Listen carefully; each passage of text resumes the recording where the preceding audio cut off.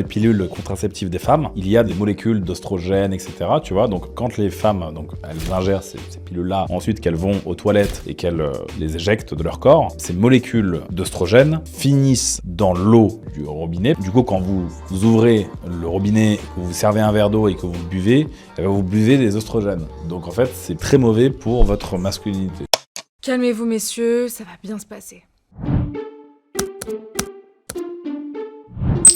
La rumeur dit que les hommes alpha ont dévalisé le rayon cristalline après avoir vu cette vidéo par peur de perdre leurs couilles. Bien qu'il soit déjà trop tard messieurs, il ne fallait pas vous donner cette peine. L'eau du robinet ne va pas vous féminiser. C'est fou ça, on ne peut même plus pisser tranquille sans que les mascus nous tombent dessus. Cette fausse croyance est répandue à la suite d'une mauvaise interprétation d'études menées sur la féminisation de la faune aquatique. La première étude à ce sujet que j'ai pu trouver date de 1996, mais elle a bien des effets sur les poissons, pas sur les humains. Et aux dernières nouvelles, vous ne vivez pas dans les rivières, bien que ça nous aurait au moins foutu la paix. Il est vrai que lorsqu'une femme sous pilule fait pipi, une partie des œstrogènes de synthèse sont rejetés dans son urine. Mais comme le rappelle Valérie Langlois, chercheuse en éco-toxico-génomique et perturbations endocriniennes, les hormones se dégradent en moyenne en 48 heures. Et puis même, une fois traitée dans les stations d'épuration, l'eau n'en contient qu'une quantité infiniment petite, de l'ordre du nanogramme ou picogramme par litre. Cette dose peut à la limite avoir un impact sur votre organisme quand vous êtes une truite, mais pas un humain, ni même un mascu. En plus, j'ai une mauvaise nouvelle. Vous avez plus de chances d'avaler des œstrogènes en mangeant un steak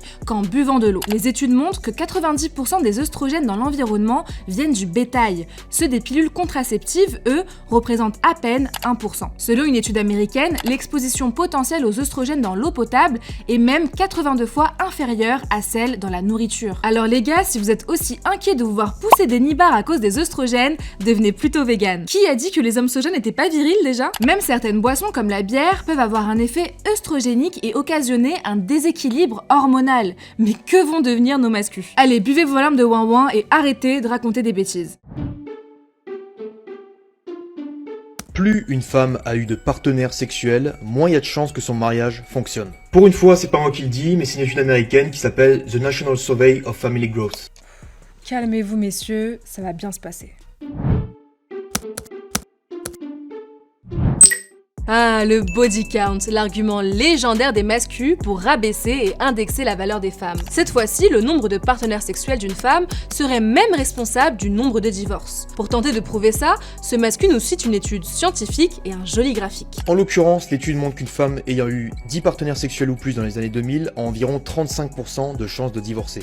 Tandis qu'une femme qui a eu un seul partenaire sexuel a environ 20% de chances de divorcer. Mais comme le veut la tradition mascu, ce mec ne l'a pas lu. Alors, je l'ai fait pour lui. Elle a été publiée sur le site Institute for Family Studies, un think tank américain conservateur qui milite ouvertement contre le divorce. Ça commence bien. Le graphique montre lui-même noir sur blanc qu'une femme qui a eu 2 partenaires a plus de risques de divorcer qu'une femme qui en a eu entre 3 et 9. Bah alors, conclusion, go se faire un plan à 3 pour un mariage éternel? 2 partenaires incluent souvent le mari et une ex-relation sérieuse. D'où parfois une comparaison persistante entre les deux qui amènerait à un risque accru de divorce. Passé ce cap, l'effet s'inverserait. Les femmes ayant eu plus de 2 partenaires auraient tendance à moins idéaliser leur ex-relation, à moins comparer et à mieux se connaître elles-mêmes. En somme, plus d'expérience ne veut pas dire moins de fidélité, mais au contraire, plus de lucidité. Bon, et même l'échelle du graphique censée tout expliquer est trompeuse. Elle n'est pas sur 100%, mais seulement 35%. Comme ça, les écarts paraissent énormes,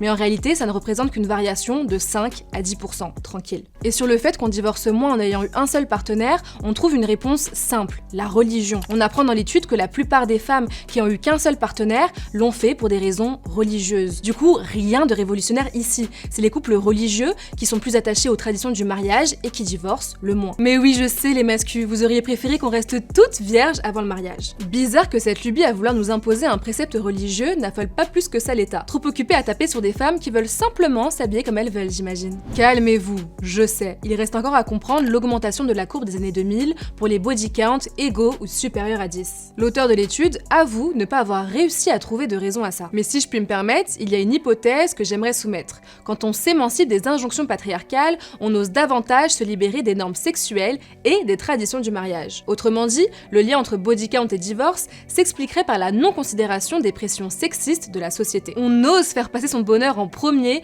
sans se soucier des masculins insécures qui passent leur temps à nous rabaisser sur internet. Puis petit tips les gars, avant de phaser sur le body count de meufs qui n'avaient de toute façon même pas envie d'enfiler votre bac du manège à bijoux, apprenez à être plus fidèle et plus investi dans les tâches du quotidien.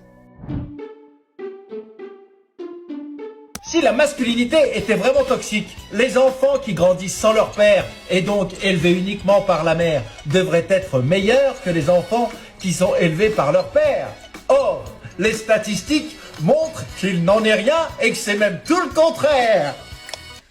Calmez-vous messieurs, ça va bien se passer. Le petit pas de danse, les 8 sources données en description, j'étais à ça de développer de la sympathie pour ce mascu. Sauf qu'aucune de ces sources ne valide aucun des chiffres qu'il nous a donnés. Comme d'hab depuis le début de notre série qui débunk les théories mascu. Ces chiffres, qui évoquent une soi-disant surexposition aux troubles psychologiques, aux difficultés scolaires et à la criminalité, sont en réalité une capture d'écran d'un site de formation douteux qui ne se base sur aucune étude scientifique sérieuse. Même le chercheur Michael Elam, que notre bon mascu cite 3 fois en source, dit qu'il est clairement en désaccord avec les conclusions selon lesquelles l'absence du père serait à l'origine de tous les grands problèmes sociaux. En réalité, la quasi-totalité des sources données, c'est des CSC. Pitié, va vraiment falloir apprendre à les lire. Puis c'est quoi ce sophisme de compète? La masculinité toxique n'existerait pas parce que les enfants qui grandissent sans père seraient davantage exposés à des risques comportementaux. Mais t'es au courant que la masculinité toxique, c'est justement d'abandonner son gosse? Faut revoir les bases au lieu de se dandiner sur TikTok. Ce qui est toxique, par exemple, c'est de répandre l'idée mascu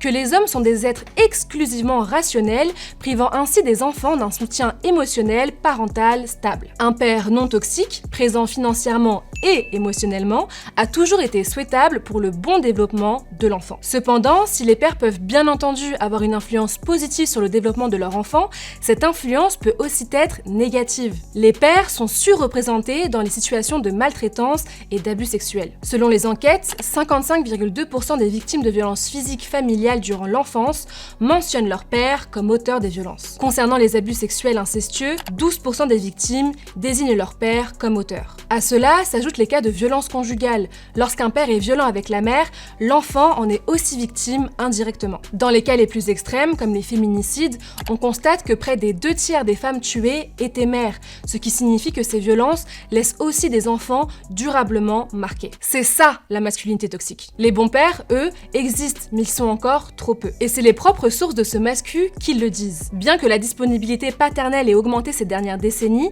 les pères sont disponibles pour leurs enfants 50% voire 65% moins souvent que les mères. Dans 82% des cas de familles monoparentales, c'est la mère qui s'occupe des enfants pendant que le père est aux abonnés absents. Et elles ne le font pas par haine des hommes, elles en sont la plupart du temps contraintes dans des conditions précaires, non souhaitables. En 2018 en France, 41% des enfants mineurs vivant en famille monoparentale vivaient en dessous du seuil de pauvreté contre 21% de l'ensemble des enfants. C'est loin d'être une utopie féministe. Les enfants qui grandissent avec 2 parents, quel que soit leur genre, connaissent des trajectoires comparables. À l'inverse, les enfants qui connaissent l'absence d'un parent, père ou mère, sont exposés à plus de risques. Ce n'est donc pas le manque de masculinité à la maison qui influe, puisque le genre n'importe pas selon les études récentes. Ces résultats s'expliquent avant tout par les facteurs socio-économiques associés à la monoparentalité. Ce qu'il faut comprendre, c'est qu'il y a une corrélation, pas une causalité. En abandonnant leurs enfants, les pères exposent à la précarité qui elle-même expose à des comportements à risque. Alors messieurs les mascus, apprenez à mieux paterner. Payez vos foutues pensions alimentaires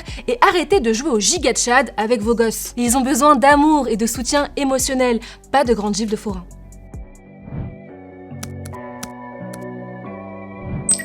J'espère que ces épisodes vous ont plu, n'hésitez pas à liker, commenter et booster si c'est le cas. Vous pouvez aussi vous abonner à nos réseaux pour ne rien manquer et aussi, si vous le pouvez, soutenir Street Press financièrement.